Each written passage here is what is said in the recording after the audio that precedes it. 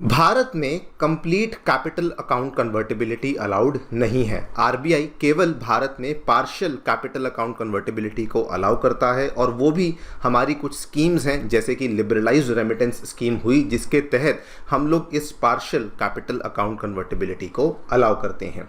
लेकिन दोस्तों आरबीआई के द्वारा अब एक बहुत ही बड़ा, इनफैक्ट मैं कहूँगा आरबीआई के द्वारा अभी तक का अपना सबसे डेयरिंग मूव लिया गया है जिसके तहत आरबीआई ने प्रपोज किया है कि कैपिटल अकाउंट का लिबरलाइजेशन किया जाएगा एंड धीरे धीरे इंडिया 100% कैपिटल अकाउंट कन्वर्टिबिलिटी की तरफ मूव कर सकता है। बात करेंगे दोस्तों इस पूरी डेवलपमेंट के बारे में, क्या देखने को मिला है, क्या होती है कैपिटल अकाउंट कन्वर्टिबिलिटी एंड अगर हम लोग 100% कन्वर्टिबिलिटी की तरफ शिफ्ट करते हैं तो इससे क्या क्या फ़ायदे हमें देखने को मिल सकते हैं। आइए शुरू करते हैं मेरे साथ। मेरा नाम है अनिरुद्ध। यदि आप लोग हमें फॉलो करना चाहते हैं, हमारे लेक्चर्स के अपडेट्स को प्राप्त करना चाहते हैं तो हमारे इन दिए गए टेलीग्राम चैनल्स के माध्यम से ऐसा कर सकते हैं। ऑल राइट, सो हमने बैलेंस ऑफ पेमेंट्स के बारे में पढ़ा हुआ है एंड बैलेंस ऑफ पेमेंट्स एक ऐसा अकाउंट है जो कि दुनिया में हर एक कंट्री के द्वारा रखा जाता है। बैलेंस ऑफ पेमेंट अकाउंट के कुल मिला के दो हिस्से होते हैं। पहला हिस्सा होता है द करंट अकाउंट, दूसरा हिस्सा होता है the capital account. Current account mainly deal करता है with the import and exports of goods and services, लेकिन जो कैपिटल अकाउंट होता है ये मेनली डील करता है cross border movement of capital, वो भले इन्वेस्टमेंट्स के माध्यम से हो जैसे कि शेयर्स हुआ, डिबेंचर्स हुआ या फिर और भी किसी भी तरीके से इन्वेस्टमेंट हो रही हो या फिर लोन्स के माध्यम से हो। और इन दोनों ही अकाउंट्स में एक चीज़ होती है जिसे कहा जाता है कन्वर्टेबिलिटी।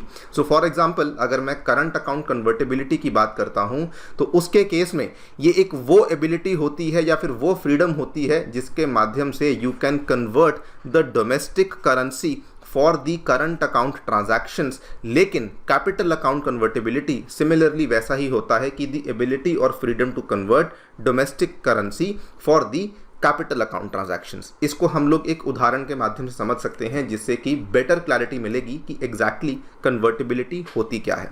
सो फॉर एग्जांपल अगर मैं करंट अकाउंट कन्वर्टिबिलिटी की बात करता हूँ रुपी के लिए, सो फॉर एग्जांपल मान लीजिए हमारा जो व्यापार है वो अमेरिका के साथ हो रहा है तो उस केस में जो व्यापार होगा उसकी तरफ से यूएस डॉलर्स में होगा, हमारी तरफ से इंडियन रुपी में होगा।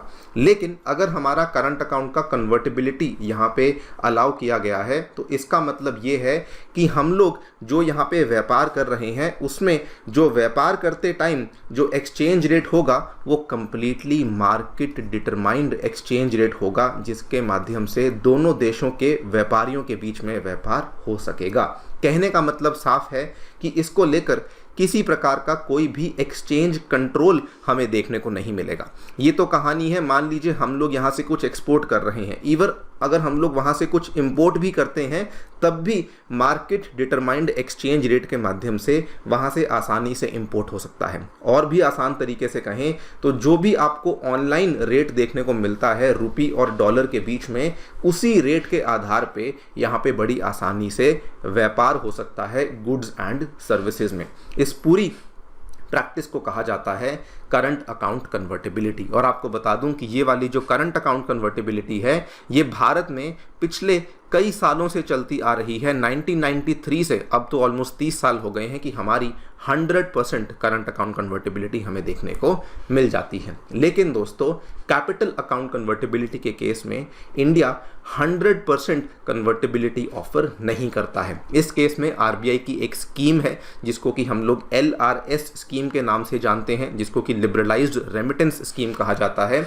इस स्कीम के तहत भारतीय जो हैं वो इंडियन रुपी को बाहर जाकर के इन्वेस्ट कर सकते हैं, लेकिन उस केस में एक पर्टिकुलर लिमिट लगाई हुई है। वो लिमिट आई थिंक शायद $2.5 के आसपास की है, यानी कि आप इससे ज़्यादा जो रुपी का इन्वेस्टमेंट है वो बाहर देशों में जाकर के नहीं कर सकते हैं। यानी कि कैपिटल अकाउंट के केस में कन्वर्टिबिलिटी के ऊपर एक सीमा लगाई हुई है और इसीलिए कहा जाता है कि भारत में हमें केवल पार्शियल कैपिटल अकाउंट कन्वर्टिबिलिटी ही देखने को मिलती है। और इसके पीछे बहुत बड़ा रीज़न था, हमने कैपिटल अकाउंट कन्वर्टिबिलिटी कंप्लीटली अभी तक फॉलो नहीं करी थी बिकॉज 1997 में और 2006 में दो बहुत ही फेमस कमेटी रिपोर्ट्स सामने आई थी। दोनों ही कमेटीज तारापुर कमेटी की रिपोर्ट्स थी, जिन्होंने कहा था कि अगर भारत को इस करंट कैपिटल अकाउंट कन्वर्टेबिलिटी में 100% कन्वर्टेबिलिटी की तरफ शिफ्ट करना है तो हमें पहले ये वाले टारगेट्स को अचीव करना होगा। हमारा जो फिस्कल डेफिसिट है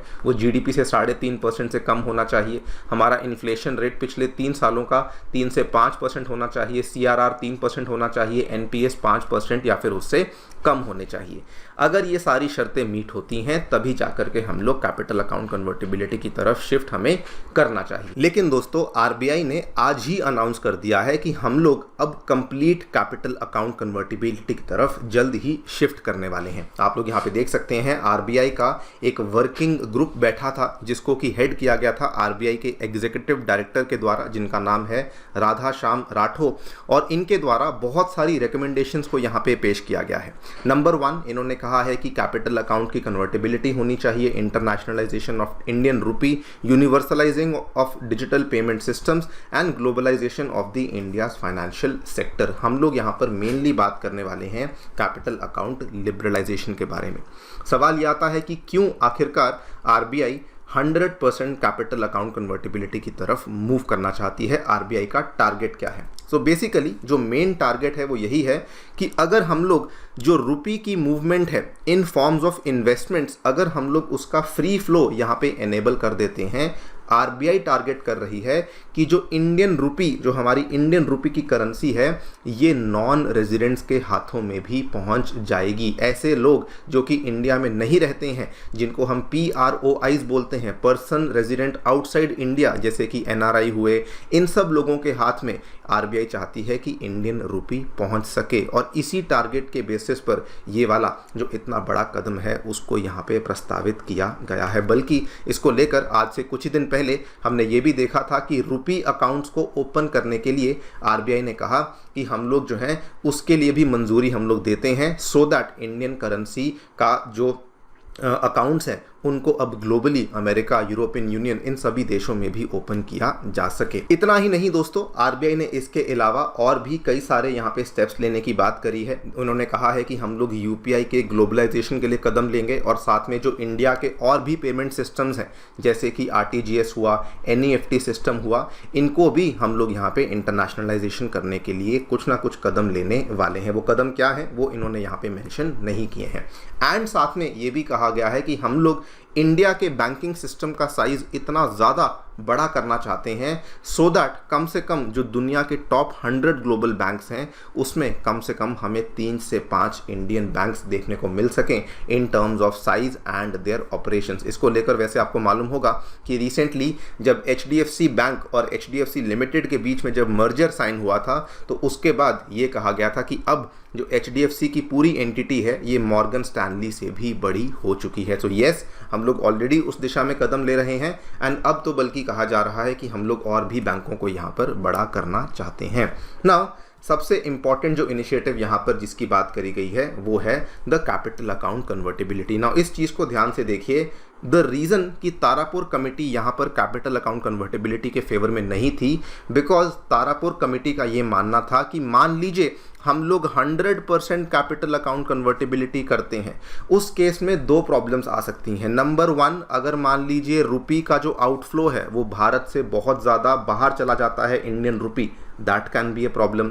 और मान लीजिए कि रुपी बाहर जा रहा है और वापस रुपी जो अंदर आ रहा है, ये कैसे मेक श्योर किया जाएगा कि जो वापस रुपी अंदर आ रहा है वो सारा का सारा वाइट रुपी है। इन दोनों चीज़ों को मेक श्योर करे बगैर हमें आगे नहीं बढ़ना चाहिए। साथ ही में उन्होंने ये भी कहा था कि बिकॉज इंडिया में 100% कैपिटल अकाउंट कन्वर्टेबिलिटी नहीं थी, यही एक बड़ा कारण था जिसकी वजह से इंडिया ग्लोबल फाइनेंशियल क्राइसिस के समय पर भी अपने आप को बहुत अच्छे तरीके से शील्ड कर पाया था। यही रीज़न था कि 1997 वाली क्राइसिस के टाइम पर भी इंडिया अपने आप को काफ़ी अच्छे तरीके से शील्ड कर पाया था। लेकिन दोस्तों इसी को काउंटर करने के लिए आरबीआई के जो करंट गवर्नर हैं उनका स्टेटमेंट देखिए।